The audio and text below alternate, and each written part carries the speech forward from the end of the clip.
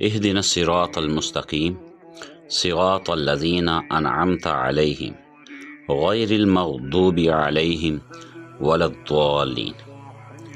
ہمیں درست رستہ پر چلائیے، ان لوگوں کے رستہ پر جن پر آپ نے انعام فرمایا ہے، ان لوگوں کا راستہ نہیں جن پر غضب ہوا، اور ان لوگوں کا جو راہ حق سے بھٹکے ہوئے ہیں۔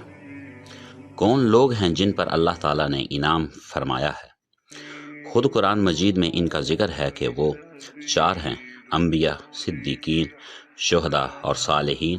سورۃ نساء آیت نمبر 49۔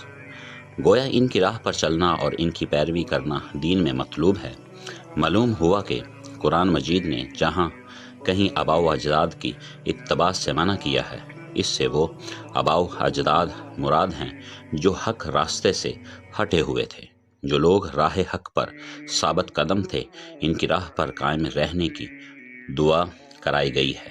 اسی سے ائمہ مجتہدین کی تقلید کا جائز ہونا ثابت ہوتا ہے، کیونکہ وہ صالحین میں تھے۔ انسان کی گمراہی کا ہمیشہ 2 میں سے ایک سبب ہوتا ہے: حق اور سچائی کی تلاش میں کوتاہی، اور اس کی وجہ سے نادانستہ گمراہی کا ارتکاب۔ ضالین سے یہ لوگ مراد ہیں دوسرے سچائی کو جاننے کے باوجود ان کا انکار۔ ایسے لوگ غضب شدید کے مستحق ہوتے ہیں۔ یہ مغضوب علیہم ہیں۔ قرآن مجید نے ان دونوں گروہوں کی غلطی سے بچانے کے لیے دعا سکھائی ہے۔ بعض احادیث سے معلوم ہوتا ہے کہ مغضوب علیہم کا مصداق یہود اور ضالین سے مراد عیسائی ہیں۔